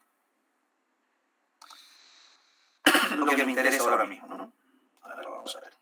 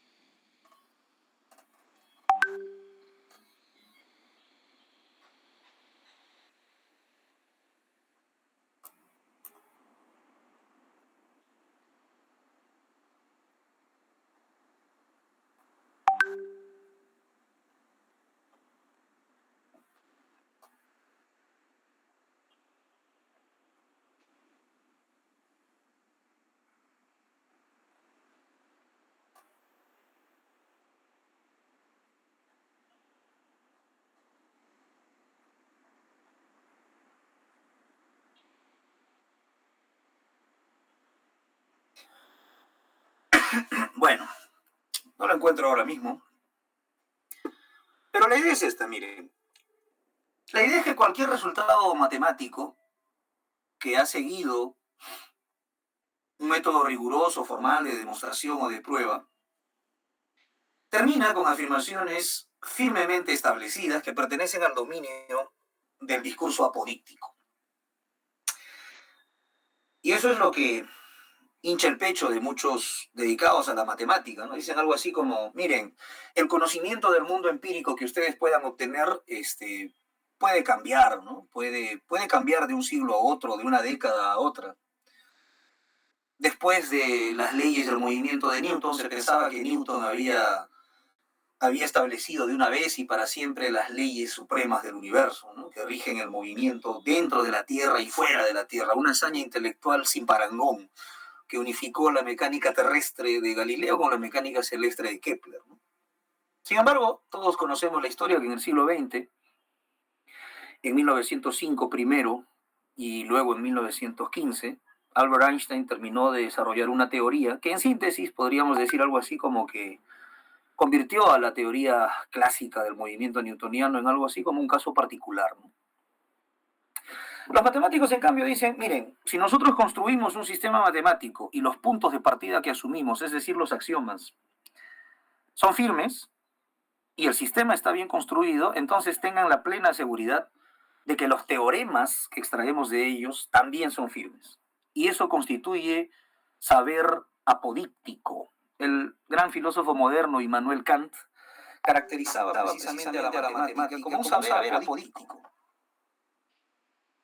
El intento de Kant, de su obra entera, la crítica de la razón pura, la más importante, es un intento de fundamentar la ciencia relevante de su tiempo, la mecánica newtoniana, por una parte, en el dominio de lo empírico, y por otra parte, la geometría euclídea, ¿no? Kant escribió un texto voluminoso con el concepto central de juicio sintético a priori para establecer esta fundamentación, ¿no? Los juicios de la ciencia serían juicios sintéticos a priori. Y caracterizaba al saber matemático como un saber apodíctico, como un saber incontrovertible, irrebatible, en fin. A la luz de los resultados del siglo XIX, posteriores a Kant, el boom de las geometrías no euclidianas, el surgimiento de otros ámbitos de la matemática y también la preocupación filosófica de algunos matemáticos que se dedicaron a un área de investigación conocida como los Grundlagen o los Foundations, ¿no? La fundamentación de las matemáticas. A raíz de ese interés filosófico de algunos matemáticos, nos hemos desecho de algunas ingenuidades, como eso de que las matemáticas son incontrovertibles plenamente, ¿no? Hay resultados matemáticos y metamatemáticos importantes que dicen que, por ejemplo, ¿no? La aritmética que conocemos, formalizada de una cierta manera, pues es incompleta, ¿no? El muy conocido teorema de Gödel, que establece ciertas limitaciones para las teorías matemáticas. En síntesis, para no discutir, digamos, en extenso el asunto, ese resultado dice algo así como que si formalizamos la aritmética que conocemos en un lenguaje particular, pues siempre va a ocurrir que haya alguna afirmación verdadera dentro del ámbito de esa aritmética que a pesar de su verdad no pueda demostrarse, ¿no? Que se escape, digamos, a la maquinaria axiomática de la teoría, ¿no? Puede haber verdades indemostrables. De hecho, hay verdades indemostrables en principio en la aritmética formalizada en cierto lenguaje. Entonces, el propósito de este ciclo de conferencias es que nosotros comprendamos que la matemática en particular también está sometida al escrutinio filosófico. Que los resultados de la matemática, aunque históricamente se conocen como resultados apodícticos, pueden ser también cuestionados, sobre todo cuando se formulan sistemas alternativos, ¿no? Geometrías alternativas, lógicas alternativas. Por ejemplo, hace un rato yo dije que una de las deficiencias de una teoría científica cualquiera es que podemos encontrar contradicciones en ella. Es decir, paradojas, dije cuando me refería a esta idea, ¿no? Como la teoría intuitiva de conjuntos de Cantor, en la que se encontraron paradojas, como la paradoja de los ordinales, la paradoja de Cantor, la paradoja de Russell. Y les dije que esa deficiencia se traduce en que si la teoría tiene una contradicción, la teoría se trivializa, ya que a partir de ella se puede deducir cualquier proposición, sin importar si esa proposición es verdadera o falsa. Sin embargo, por lo menos desde el siglo XX, hace no mucho tiempo, ¿no? Han surgido sistemas lógicos distintos, sistemas lógicos que están diseñados para lidiar con contradicciones. Se llaman lógicas paraconsistentes. Una muy conocida es el sistema del profesor brasileño Newton da Costa, ¿no? Son sistemas lógicos que toleran contradicciones. Luis Felipe Bartolo ha escrito algún artículo sobre esa materia, tal vez comente algo sobre esto en su intervención en la intervención que va a tener, ¿no? Próximamente. Y entonces, el objetivo es que sometamos al escrutinio filosófico también el desarrollo de la matemática. Que veamos algunos conceptos importantes como el de método axiomático, tratamiento del infinito, algunas propiedades que no son precisamente matemáticas, sino más bien metamatemáticas. Por poner un ejemplo, ¿no? Yo puedo decir que el número 4 tiene la propiedad de ser par, ¿no? Es una propiedad matemática, puedo decir, pero cuando organizamos la teoría de una cierta manera, y hablamos de la aritmética como una teoría, o de la teoría de conjuntos, ¿no? Hablamos de propiedades que trascienden sus componentes fundamentales. Hablamos de propiedades del sistema como un todo. A esas propiedades se les llama propiedades metamatemáticas. Hilbert y Gödel trabajaron muchísimo en los sistemas metamatemáticos, hablando de propiedades como, por ejemplo, la completitud o compleción, algunos la han traducido así, el inglés completeness, o la consistencia, o la solidez, o la categoricidad, entre otras cosas, ¿no? Entonces, este ciclo de conversaciones debe ser una oportunidad para hablar sobre esas cosas y el objetivo al menos es dar una orientación, ¿no? Una orientación para empezar a investigar. Desde luego, el alcance o la profundidad que uno logre depende tanto de la curiosidad intelectual de cada uno de ustedes como de los recursos de tiempo y de ganas que uno tenga para investigar estas cosas. Así que ese es el propósito de este ciclo de conferencias o de conversaciones, ¿no? Muy bien. Si tienen alguna pregunta, pues podemos quizá conversar sobre ellas. Profesor, disculpe. Adelante. Concuerdo con lo que comentó, ¿no? Que existe mucho esta afirmación de que la matemática es perfecta o que es irrefutable los teoremas, ¿cierto? Pero puede deberse también exactamente a lo que acaba de decir, una falta de conocimiento de la base sobre la que se está trabajando, porque, por ejemplo, tengo entendido que ZFC ni siquiera se sabe que es consistente. Y no sé si eso es cierto, o por lo menos lo he leído por ahí, ¿no? No se sabe si es consistente porque hasta ahora no se ha encontrado una contradicción. Pero en caso de ser consistente, la incompletitud de Gödel ya nos dice que va a ser incompleta. O sea, de cualquier forma, no. Al menos es preferible que sea consistente y aceptar la incompletitud, ¿no? Pero no se sabe tampoco. Entonces, es muy difícil eso. Y la otra cosa que también encuentro como un argumento en contra de la irrefutabilidad de la matemática es que ponemos mucha fe en que el humano no puede cometer errores, ¿cierto? Porque existen artículos matemáticos que son, después de una revisión por pares, son aceptados, pero no se encuentra un error hasta 40 años después, por ejemplo, sucede. Y muchos de los trabajos de los matemáticos actuales se basan en artículos que ya han sido obviamente publicados y revisados, pero que aún pueden estar sujetos a errores. Y eso también es una de las cosas que pueden ser peligrosas, de asumir cosas sin volver a revisar, o ¿no? O sea, tener fe sin...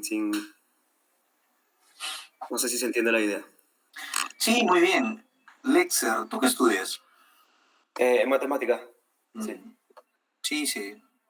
Se ve. Con un poco de interés en los fundamentos, obviamente. Claro, claro. Podemos notarlo. Mira, cuando aborde el tema del infinito, seguramente conversaremos con mayor extensión sobre esta materia, ¿no? Pero la idea es esta. La teoría de conjuntos, que nació en el siglo XIX y que es una hazaña intelectual de Georg Cantor, con los años, y sobre todo por el impulso de David Hilbert, se convirtió en una rama, en un branch de las matemáticas fundamental para la fundamentación, ¿no? Hay algunos que consideran que las nociones conjuntistas sirven para fundamentar el edificio entero de las matemáticas. No es la única posibilidad, hay otros intentos de fundamentar ese edificio, ¿no? Pero, digamos, voy a citar el intento más conocido. Por esa razón es que cuando empezamos un curso de matemática básica, empezamos normalmente con una semana de lógica de primer orden, una semana de teoría de conjuntos, en fin, ¿no? Las nociones conjuntistas incluso se enseñan en la primaria, en la secundaria, la noción de cardinal, ordinal, extensión, en fin.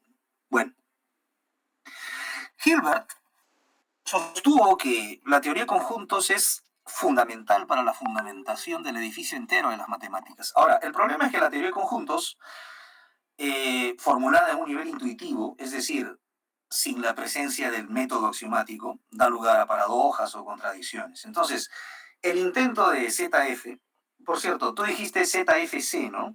Sí, la mayoría lo usamos. ¿Cuál? Creo que la mayoría usamos al menos los que no somos la área de lógica matemática, usamos ZFC, o sea, incluimos la elección. Así es.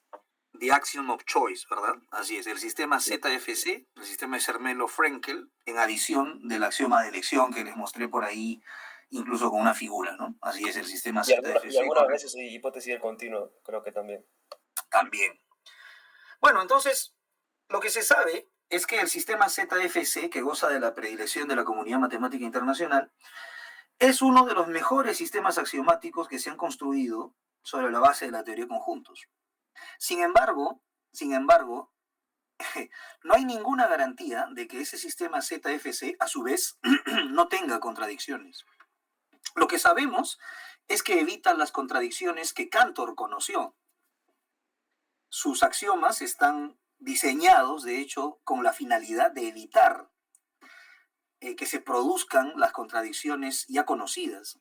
Sin embargo, una limitación importante es que no tenemos ninguna garantía de que a su vez el sistema ZFC no genere alguna contradicción. Hasta la fecha, hasta donde llega mi información, no se ha encontrado, ¿no?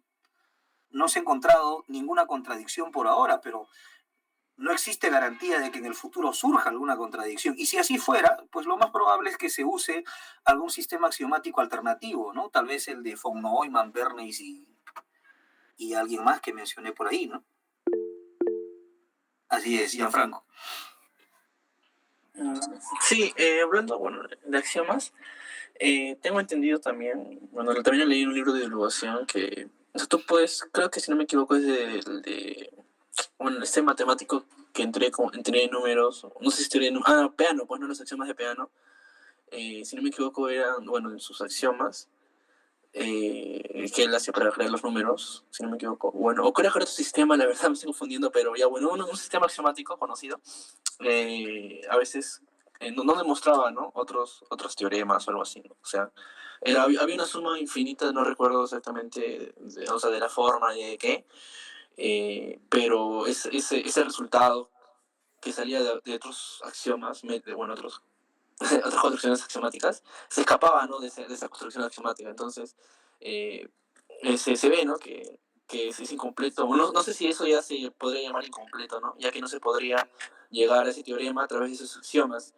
Y también otra pregunta que nace de ello es que necesariamente sí o sí debe la matemática construirse con axiomas o hay otras posturas filosóficas, ¿no?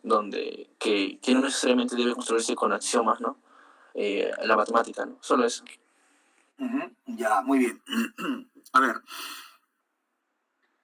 la geometría es el ámbito de las matemáticas que se axiomatizó de manera más temprana, ¿no? Hemos visto en el siglo IV antes de Cristo adquiere el estatus de ciencia con Euclides de Alejandría. O sea, tiene más de 2000 años, una obra muy influyente. Pero la aritmética tardó mucho tiempo más en encontrar algún sistema axiomático que organice dicha teoría al máximo nivel.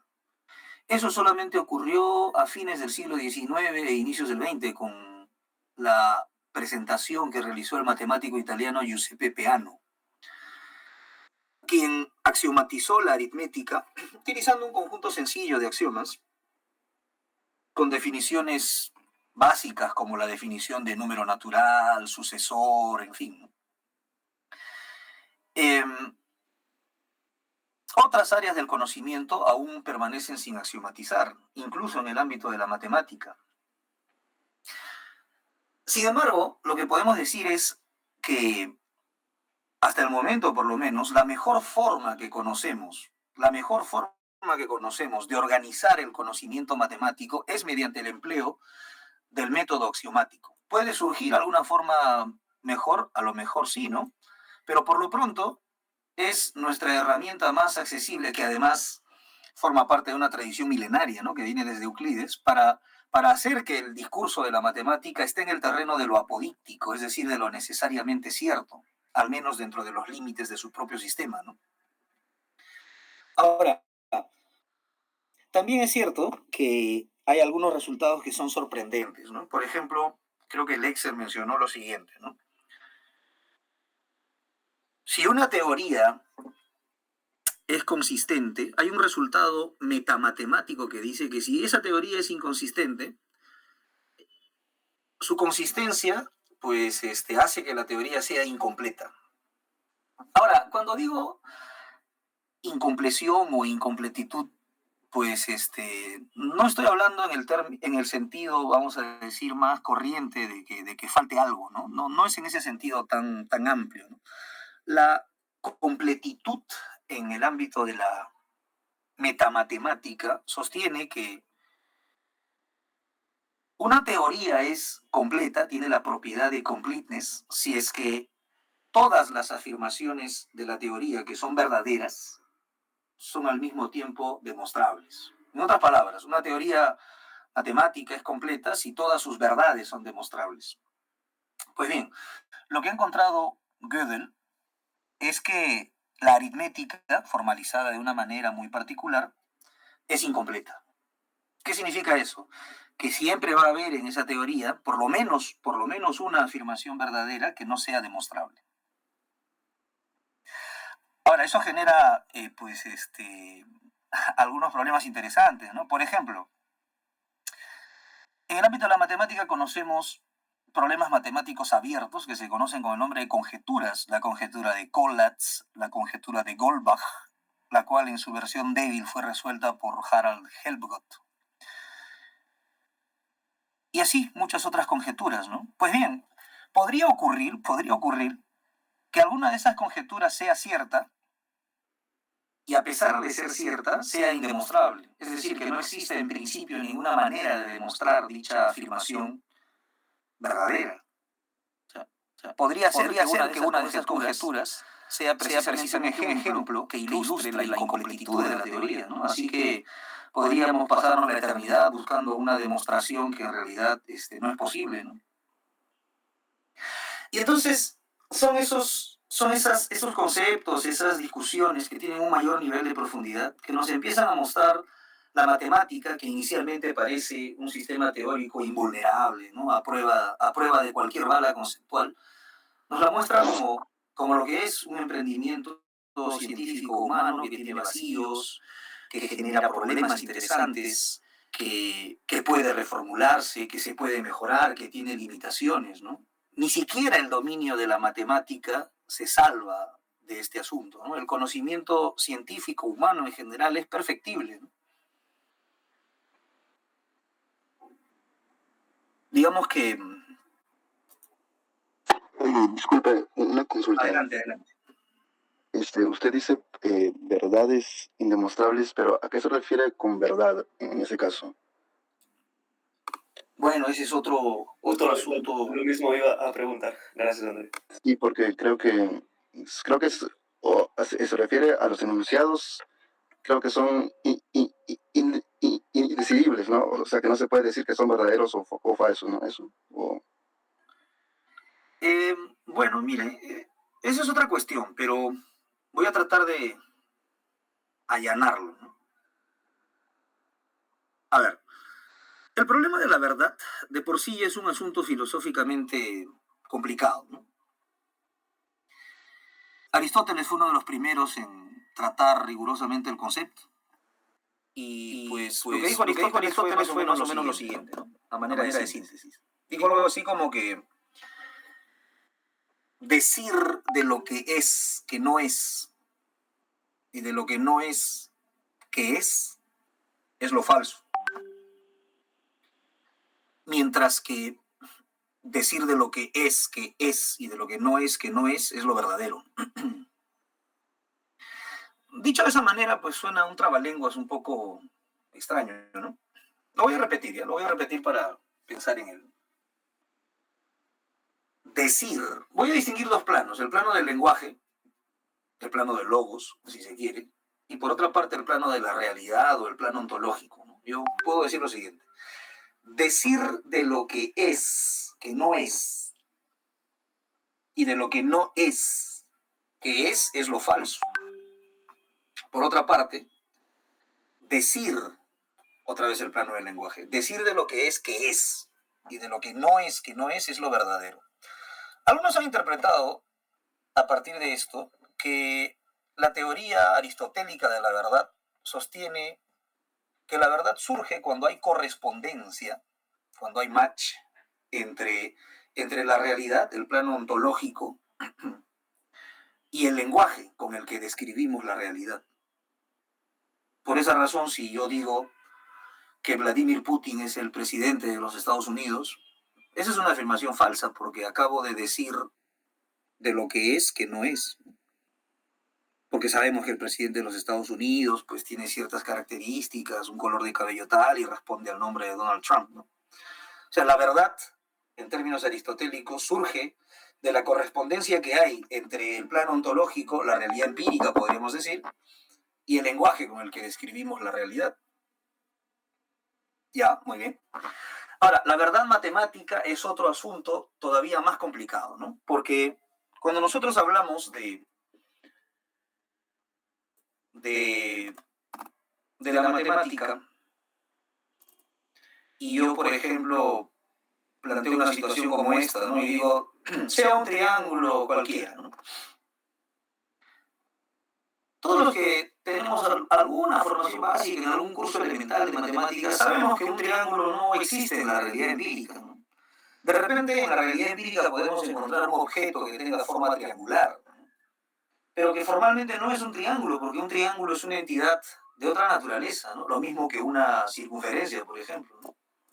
Es más, nuestra definición de circunferencia es la de conjunto de puntos que tienen la propiedad de equidistar de un mismo punto llamado centro, ¿no? O sea, esta entidad no existe en el mundo empírico. Entonces, ¿cuál es la naturaleza de la verdad en las matemáticas, ¿no? Como cuando dices que, pues, no sé, a ver, por poner esto, ¿no? Vamos a suponer que yo tengo ahí un triángulo con estas características, ¿cierto?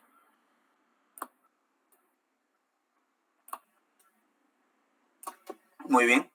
Y entonces nos formulan una propiedad, un teorema, vamos a decir, muy conocido, ¿no? Teorema elemental que cualquier persona que ha pasado por el colegio conoce, ¿no? Nos dicen, la suma de los ángulos internos de un triángulo cualquiera, pues ya sabemos que es igual a pi radianes, podemos decir, ¿no? O si quieren a 180 grados sexagesimales. Muy bien. Ahora, nosotros decimos, al menos provisionalmente, que esta afirmación es verdadera. Ya, esa afirmación es verdadera porque se corresponde, no con un hecho empírico, pero por lo menos se corresponde con un sistema conceptual en el que hemos creado un triángulo con vértices y tal. Entonces, la idea es, ¿cómo garantizo la verdad de esta afirmación? O sea, ¿cómo sé que esta afirmación es una afirmación apodíctica además? Es decir, que es necesariamente cierta, por lo menos dentro del dominio de la geometría de Euclides, ¿no? Porque si nos salimos del dominio de Euclides, esto ya no se cumple, ¿no? Podemos decir que alfa más beta más teta es menor a 180 grados en una geometría no euclidiana o mayor a 180 grados. Pero por lo menos vamos a decir provisionalmente que esta afirmación es verdadera en este dominio, en el dominio de la geometría de Euclides. Ya. Se corresponde, digamos, con lo que podríamos llamar de alguna manera un poco informal un hecho matemático. ¿De dónde se extrae esta verdad? Pues bien, lo que el método axiomático garantiza es que esta verdad, la verdad de este teorema, se extrae de algún axioma. ¿Qué axioma voy a proponer? Pues bien, solo para ver cómo funciona el sistema, ¿no? Voy a trabajar con este axioma que sería el quinto, el postulado de las paralelas. Y voy a trabajar con esta versión. Este último postulado tiene un equivalente que es el más usado y dice así: por un punto exterior a una recta se puede trazar una única paralela. Por un punto exterior a una recta se puede trazar una única paralela. Ya, muy bien. Entonces, tomando este axioma, miren, tomando este axioma que asumimos verdadero, y aquí la discusión es interesante porque cuando se construye un sistema axiomático, al menos como lo hace la matemática moderna, asume la verdad de los axiomas por postulación. O sea, trabajamos suponiendo que los axiomas son verdaderos.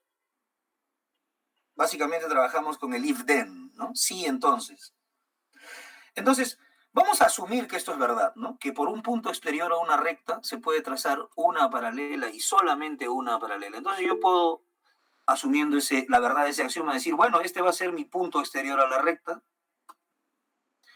y por este punto exterior a la recta, según lo que dice este axioma, se puede trazar una única paralela. Esta línea roja que acabo de dibujar es la única paralela que se puede trazar a esta recta, ¿no? Si yo prolongo esto, pues seguramente voy a tener una recta, ¿no?